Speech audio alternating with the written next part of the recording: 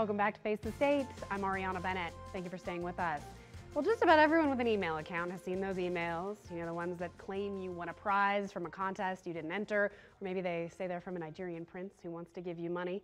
Now, the obvious phishing scams are pretty easy to spot, but these days hackers are getting a lot more sophisticated, and it's easy to fall right into their traps. So, Darren McBride of Sierra Computer Group is here to help us navigate these very scary waters. Darren, thank you so much for coming on the show. Thank you for having me. Okay, so you deal with a variety of customers, you say a lot of small businesses. So what are the biggest issues that you are seeing popping up right now? Well, we still see a lot of ransomware where typically delivered via email, as you talked about. And the emails are becoming very tricky. I've almost been tricked into opening or clicking on links for some of these emails myself. So some of them have attachments that say, here's the invoice that we discussed. We're seeing quite a few Dropbox links, which you would think would be safe, but the Dropbox link is actually faked, and people will be fooled into clicking on it because the email comes from someone you know. So they're doing a lot of social engineering or background work where it appears that this email is from a friend of yours or from a business associate, and you click, and the next thing you know, it encrypts your hard drive, and there's a ransom being asked. Right. So we talked about this the last time you came on too, a little bit ago, and it was kind of a new thing happening then, and it was, ensnaring a lot of companies especially. And you said some people were even paying the ransom, and even when you do that, that might not even take care of your problem, right? That's right. It doesn't. In many cases, it doesn't help, and so the experts will tell you don't pay the ransom. The best thing to do is make sure you have a backup ahead of time. It's like you jump off a cliff and on the way down you say, what shall I do? It's too late now. Backup is a good insurance, and so that's the number one thing that you need to do is make sure that you can roll back to the day before if someone in your organization accidentally clicks one of those links. Okay, so really instead of doing something to fix the problem, it's this preparation that you have in place ahead of time, and then if they ransom you, you just say, go take a hike? Right, and you restore. It's like buying insurance. You can't do it once the house is burned down. You have to put that insurance in place ahead of time, and that's what the backup is giving you. And that's for individual users too, not just businesses? Right, and you can decide how you want to do that. There are online services where you can upload your data to the cloud. So if, for example, photos are really important for your family and you want to protect yourself that way, you can do it. But there's services that'll be $60 a year. Or you can buy a removable hard drive, a USB hard drive, and back up and then unplug that from your computer, put it away in the closet, or better yet, even take it off site in case there's a fire or flood. I think it's really easy, and I know I'm guilty of this myself, to just kind of get lulled into a false sense of security when using our technology and think, well, it's probably not going to happen to me because I'm a small fish, right? But that's not the case. Not the case. Weekly, we have to do restores for our clients, and in a client base that's really not all that big here in Reno, there's enough of this going on. And sometimes, like I say, they're very sophisticated. They can be UPS notices that a package wasn't delivered that looked very legit. PDF attachments. We've seen resumes that have macros in them. So here's the resume. If you're looking for a job applicant, opening a Word doc can actually get you in trouble. Wow. So how do you even know? I mean, if it's as sophisticated as that, I mean, I might open that. That's the thing. It's tricky. If you have an ad in and you really are screening job applicants, they may have sent something to you as a Word doc. Now, if it's sent as a PDF, those PDFs are a little harder to infect your computer. Word documents have these macros. So you can disable Word macros, and that usually protects you. But they've gotten very tricky. Oh, man, yeah. I got an email that actually came from myself once. This was pretty recent, and that was the first I'd seen that. And I know I didn't send this email, but I'm curious, And so you kind of are tempted to click on it because, well, how am I getting an email from me? And I still don't know how they do that, but safe to say, if it looks fishy, it probably is. Right, and you can hover over links. If you hover your mouse over a link, a lot of times it'll show you where that's going to go to. And a lot of times you'll see foreign languages or things that just don't look right when you hover over that link, and you know not to click on it. Yeah, and misspellings too, that'll look like a common email or a web address that you go to, say your bank or something, but it'll have one letter off. Right. That's how they'll misdirect you to something that you normally would go to. Right, and they'll fool you that way.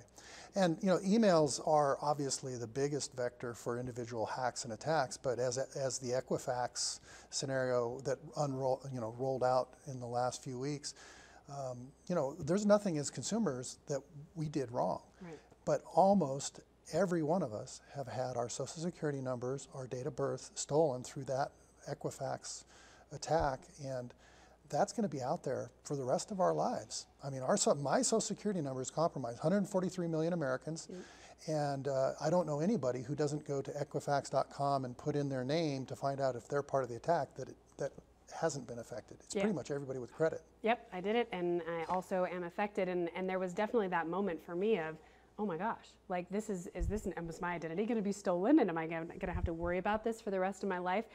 So what is your advice to people who are affected by this? Well, the best we can do right now is to freeze our credit reports with all three of the credit agencies. So Equifax is one of them. There's another one called TransUnion, and then the third one escapes me at the moment. But the three big ones, if we can freeze our accounts, and right now Equifax is letting you do it for free, as is TransUnion. You may have to pay the $10 for Experian as the third one. To freeze your account. But unfortunately, if you do that, then if you apply for credit for a car or a house, or you want to get a new credit card, you're going to have to go unfreeze those. The other thing I would do is try to put alerts on your credit cards. I have a credit card that will alert me every time a charge is put on, and it sends a text to my phone. And I thought it was going to be really annoying getting a text every time I charge something, but I actually have found that it's kind of nice. Sometimes I had to hand a credit card to somebody in a restaurant, and before they get back to my table, I get a text alert of the amount being charged, and so I find it a good way to track.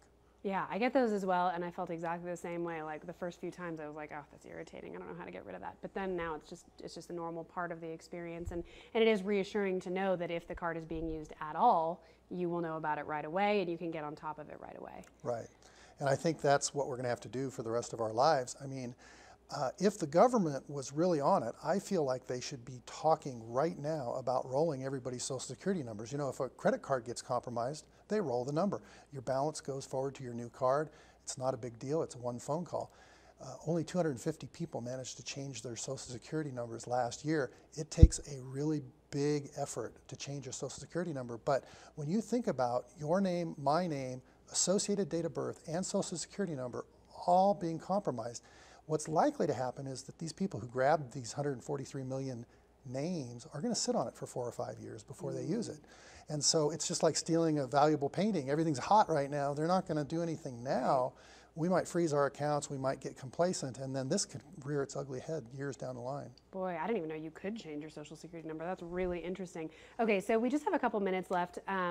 And I do want to talk about, other than the Equifax stuff, what are some common mistakes you're seeing people making that, easy fixes, things like bad passwords, stuff like that we can take care of? Yeah, NIST is the government agency that has recommended password, how we do our passwords. And you've probably been experiencing where websites will force you to use special characters, ampersands, dollar signs, and things like that. And that does make passwords harder to guess. However, we all tend to use the same password and then increment the digits. And so if you use any words that are part of the dictionary and then some of these common symbols, they can still be guessed with dictionary attacks. So in terms of passwords, what the current advice is try to pick 3 or 4 random words and string them together. It's easier to type, it's easier to remember. So if you say battery, horse, staple, those 3 words strung together have no connection to one another, and that password is actually a better password than choosing password with zeros for the O's. And so Password Manager is really the best way to keep track of all your passwords rather than try to remember them, because there's just too many variations and you shouldn't use the same password everywhere. So you can get free password managers like KeePass. You can get password managers that are more sophisticated. And I really think in terms of password management, that's the best way. I already mentioned the #1 thing, which is to make sure you have a backup, whether it's personal or business. You got to take steps in advance to do that. And if you can automate it and send it up to the cloud, that's a good way. Antivirus software is important. User education is important. We have a program called KnowBefore where we submit all of our clients to sample phishing emails, and we get reports about who clicks on those. Yeah. And it's kind of tricky, but if you don't do that, that's end user education. Yeah, good to remember. And when it comes to these passwords too, it's not like a human being is typing in different versions of different passwords to see what works. They have programs set up that just run, a million a minute of every different iteration of every combination of numbers and letters that they can do as fast as they can, and it's going all the time until they get a hit, right? Right. And some websites will lock you out. The highly secure, the people that are really into security know that, if there's more than 5 or 10, I wouldn't say you have to lock it out after even 5 or 10, but when it starts getting into hundreds, you know that somebody is using an algorithm to try to guess that password. Absolutely. Okay, well, we just have a little bit of time left, about 30 seconds. So anything else you'd want people to take away from this? Any last message? Well, I would say that if you think your email has been compromised, consider changing it if you're getting a lot of spam. I mean, spam filters are going to save you a lot of time, and if you can filter out some of that noise, then that can be a good way to make sure you stay secure. Okay, really quick, worth it to pay for antivirus software? I think so. It's typically $30 to $40 a year. It's one more level of protection that you need to have. It's not everything, but it helps. Okay, Darren, thank you so much for your advice. I really Sure. appreciate it. Well, that is it for this episode of Face the State, but for more information on all of this or to see past episodes, you can just head to our website, that's ktvn.com. Thank you so much for being with us. We'll see you next week.